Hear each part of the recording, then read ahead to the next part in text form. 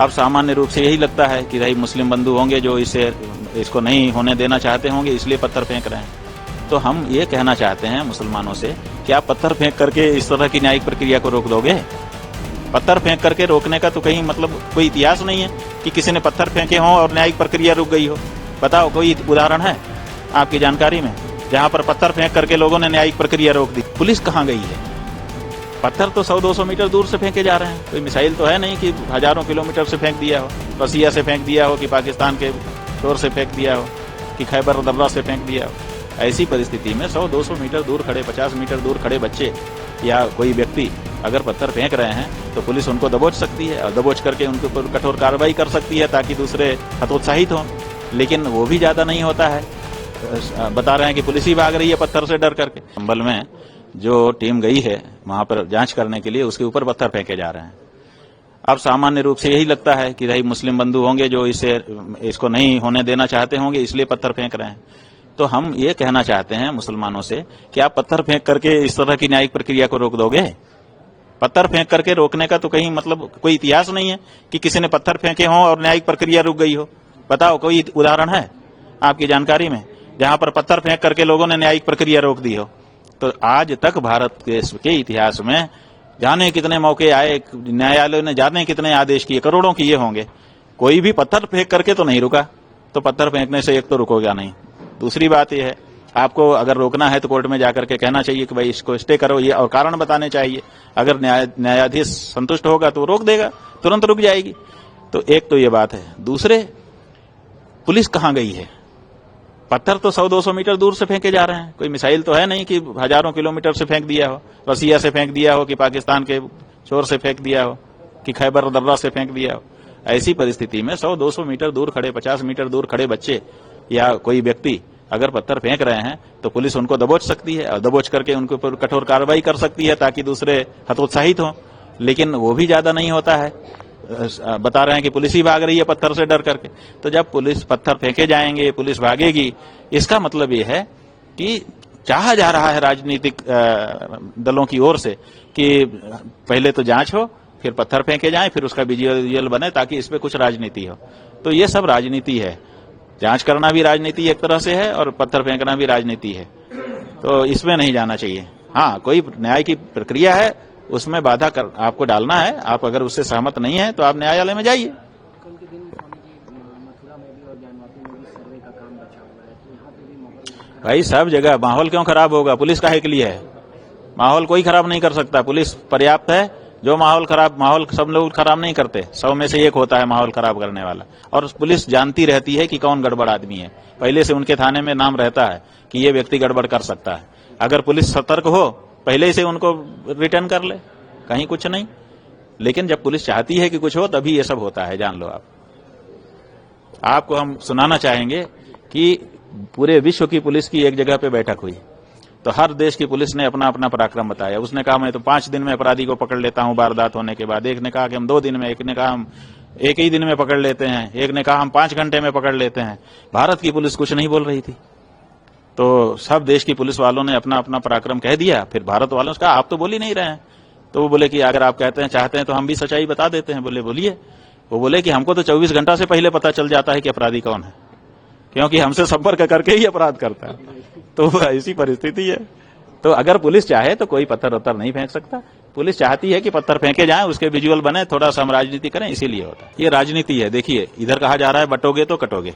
तो बटोगे का मतलब कि जातियों में मत बटो, ठीक है? तो जातियों में ना बटे हिंदू जनता, एक मुश्त हमको वोट देती रहे, ये जो यहाँ के नेता की भावना है, उस भावना को जनता के बीच में ले जाने के लिए धीरेन्द्र शास्त्री को मोहरा बनाया गया। इसीलिए वो जो सनातन यात्रा कर रहे हैं, वो नारा क्या लगा रहे हैं? नारा लगा रहे हैं जात पात की करो विदाई और हिंदू हिंदू भाई भाई। तो जात पात की बिटाई करो, माने जात पात से बट रहे हैं। यही तो कह रहे हैं ना कि बटोगे तो कटोगे। तो माने जात पात में मत बटो। दूसरी पार्टियां जो है वो जात पात की राजनीति कर रही हैं। तो वो ये कह रहे हैं कि जात पात में मत बोलो, हिंदू हिंदू रहो ताकि थोक वोट हमको मिले। जात पात में जब बट जाते हो तो कुछ हिंदुओं का वोट हमको मिलता है, कुछ हिंदुओं का वोट उस पार्टी को मिल जाता है। तो ये जो नारा है ये कह रहा है कि आप जो है जात पात में मत बटो, थोक हिंदू वोट हमारी तरफ आने दो। अब इसी बात को पुख्ता करने के लिए वो सड़क पर उतरे हुए हैं। इसका मतलब कि राजनीतिक शक्ति के एजेंट के रूप में वो काम कर रहे हैं। अब वो कह रहे हैं कि जात पात की करो विदाई और हिंदू हिंदू भाई भाई। अब हिंदू में तो जात ही होती है, हिंदू की पहचान क्या है? जैसे ही कहेगा कि आप कौन हो, आप कहेंगे हिंदू। अच्छा, कौन बिरादर हो, ब्राह्मण हो कि क्षत्रिय हो? यहीं से तो अपनी बातचीत शुरू होती है। जब आप कहेंगे हिंदू है, आप कहेंगे कि कौन से हिंदू, माने ब्राह्मण हो कि क्षत्रिय हो, तो आप कहोगे नहीं हम तो हिंदू हैं। आपके ऊपर कोई भरोसा करेगा? बताओ। आप अगर अपनी बहन का विवाह करने गए हो, जिसके घर में गए हो उसके यहां जाके पूछोगे क्यों भाई, आप तो हिंदू तो बट नेचुरल हुआ ही है। आप उससे पूछेंगे कौन बिरादर हो, वो कहेगा कि हम तो हिंदू हैं। आप विवाह कर पाओगे? नहीं कर पाओगे। क्यों? क्योंकि वो हमारी परंपरा है, हमारे यहाँ वर्णाश्रम का विचार है। तो ऐसी हाँ, ये जरूर होना चाहिए, आंदोलन इसके लिए होना चाहिए कि वर्णाश्रम को मानते हुए हम किसी को नीचा दिखाने का काम नहीं करेंगे, किसी को तुच्छ नहीं समझेंगे, किसी से घृणा नहीं करेंगे, हम सब आपस में एक हो सकते हैं। लेकिन जात पात की विदाई ही कर देंगे तो हमारी पहचान नष्ट हो जाएगी। जब हमारी पहचान नष्ट हो जाएगी तो हम कैसे सनातनी रहेंगे? तो ये जो बात हो रहा है, ये तो जैसे ही कहते हैं कि जात पात की करो विदाई, वैसे ही सनातन धर्म नष्ट हो जाता है। तो उसके बाद फिर सनातनी ये कैसे हिंदू भाई भाई हो जाएगा? तो ये जो सनातनी कह करके आए हैं, असल में ये राजनीति का एजेंडा जनता के बीच में इंप्लीमेंट करने के लिए उतारे गए हैं। राजनीतिक खेल है और कुछ नहीं है, इससे सनातन धर्म का कोई लेना देना नहीं।